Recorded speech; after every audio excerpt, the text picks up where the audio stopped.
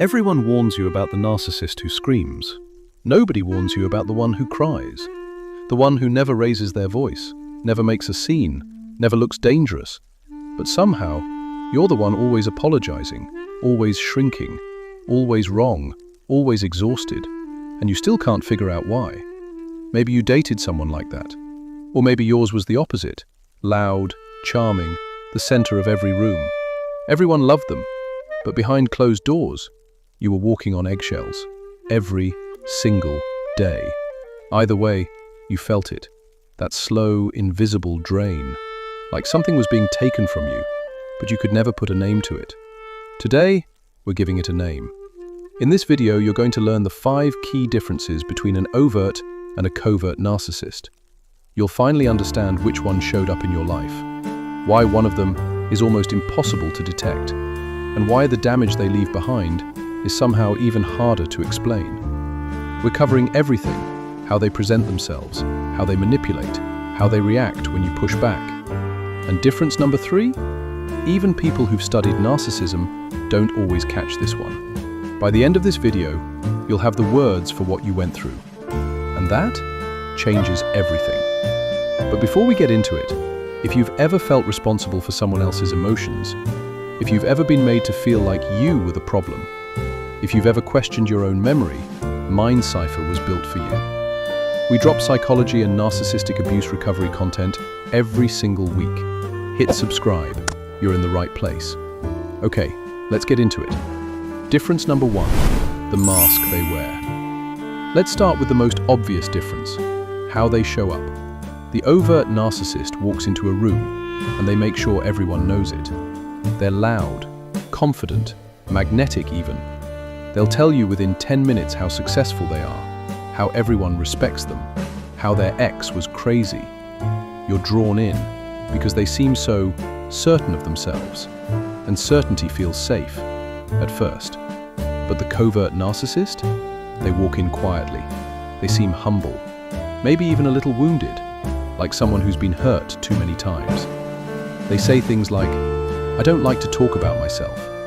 I've just been through so much. Nobody really understands me." And your empathy, that beautiful, caring part of you, it reaches straight for them. Psychologists call the overt type grandiose narcissism, loud, entitled, openly superior. The covert type is called vulnerable narcissism, fragile on the surface, but just as manipulative underneath. Different mask, same emptiness behind it. You didn't miss the signs because you were naive. You missed them because the covert narcissist was designed to look like someone who needed saving, and you were someone who knew how to love. That's not a weakness, that's who you are. But difference number 2? This is where it starts to get darker. Difference number 2, how they feed. Every narcissist needs something from you. Psychologists call it narcissistic supply. Attention, admiration, validation. It's basically fuel. Without it, they collapse inside. But how they get that fuel, that's where overt and covert are completely different. The overt narcissist demands it openly. They fish for compliments constantly. They interrupt your stories to talk about theirs. They get visibly angry if you don't pay them enough attention. You always knew when they were upset, because they made sure you knew. The covert narcissist is far more subtle. They don't demand admiration. They manufacture sympathy. They're always the victim. Always the most misunderstood person in the room. Always carrying the heaviest burden. And when you comfort them, when you drop everything to be there for them, that is their supply. Your energy, your attention, your constant emotional labor. This is called victim playing, and it's one of the most effective manipulation tactics in existence, because you can't call it out without looking like the bad guy. Think about it. How many times did you cancel your own plans to manage their emotions? How many times did your problems somehow become about them? That wasn't love. That was a transaction, and only one of you knew it was happening. I told you it was getting darker. But difference number 3? This is the one that changes everything. Difference number 3, the invisible weapon. This is the difference most people never see, even after they've left the relationship. The overt narcissist's abuse is visible. They rage, they yell, they humiliate you publicly. They say cruel things, and sometimes they don't even bother to hide it. It's awful, but it's nameable. You can say, they screamed at me, they controlled me, they were aggressive. People believe you. You believe yourself. The covert narcissist never gives you that. Their abuse is invisible.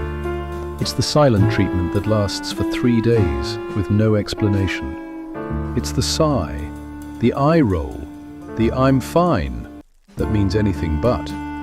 It's a compliment that somehow leaves you feeling terrible. Wow, you actually did a good job, I'm surprised. It's gaslighting so quiet, you start to wonder if it's even happening. I never said that. You're too sensitive. You always do this. Psychologists call this covert narcissistic abuse. And here's why it's so dangerous. You can't prove it. When you try to explain it to a friend, it sounds like nothing. They just went quiet. They made a face. They made me feel stupid, but I can't explain how. And so you stop talking about it.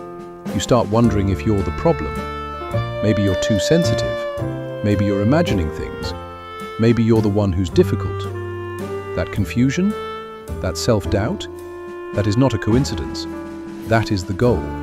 It's called gaslighting, making you question your own reality until you're too disoriented to ever hold them accountable.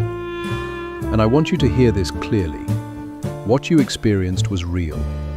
The fact that you can't explain it perfectly doesn't mean it didn't happen. It means they were very, very good at making it invisible. You are not crazy. You never were.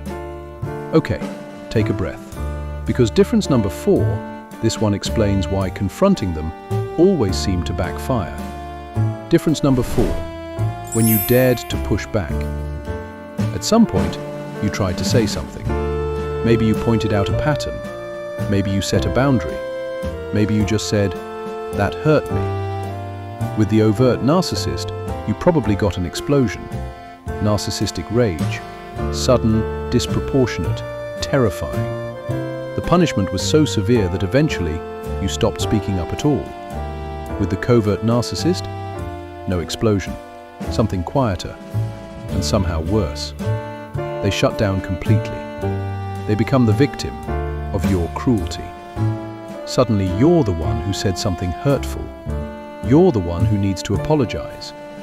Psychologists call this DARVO, deny, attack, reverse victim and offender.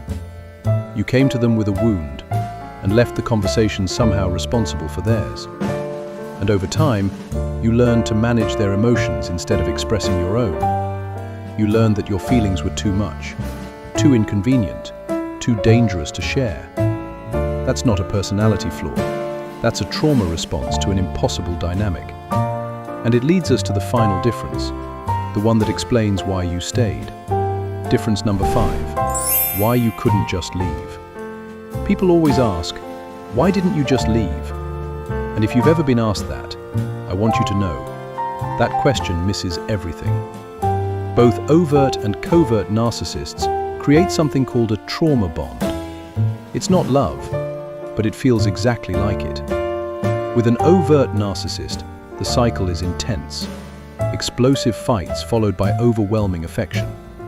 Psychologists call it intermittent reinforcement, unpredictable reward and punishment that creates compulsive attachment. The same mechanism used in gambling addiction. Your nervous system became addicted to the cycle, the high after the storm, the relief after the rage. That's not weakness, that's biology.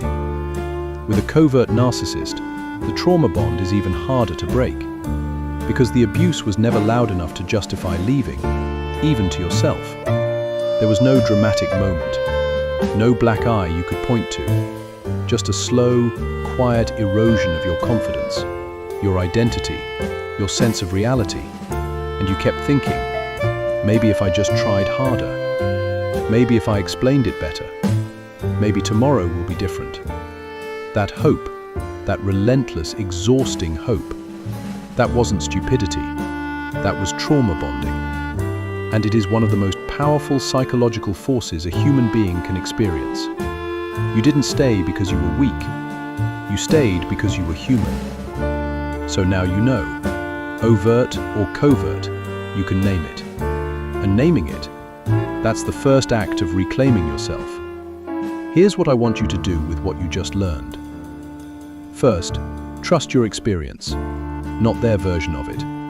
Not the version they convinced you of. Your experience. What you felt was real. What you lived through was real.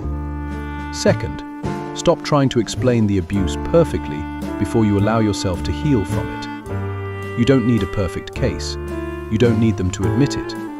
You just need to believe yourself. Third, find your people. A therapist who understands narcissistic abuse, a community of survivors who get it. Someone who won't ask you, but are you sure? Healing from this, overt or covert, is not linear, but it is possible. And it starts the moment you stop making yourself smaller to protect someone who was never protecting you. You came into this video maybe confused, maybe still carrying the weight of a relationship you couldn't fully explain. Now you know what you were dealing with, overt or covert. It was still narcissism. And more importantly, it was never about you being too much, or not enough, or broken. You were simply in the wrong orbit around someone who only knew how to take. You deserved honesty, safety, real love, not manipulation dressed up as care. And the fact that you're here, still learning, still growing, still trying to understand, that tells me everything I need to know about you. If this video finally gave you the words for what you experienced, please like it. Not for us, but because somewhere out there is someone still trapped in this, still Googling at 2 a.m., still wondering if they're the problem. Your like helps them find this. And if you're not subscribed to Mindcipher yet, this is your sign. Every week we break down psychology, narcissistic abuse recovery, and the patterns that keep you stuck, in ways that actually make sense. Hit subscribe. You deserve to understand yourself. And tell me in the comments, were you dealing with an overt narcissist or a covert one? Or are you still figuring it out? This is a safe space. Drop it below. I read every single one. Take care of yourself. I mean that.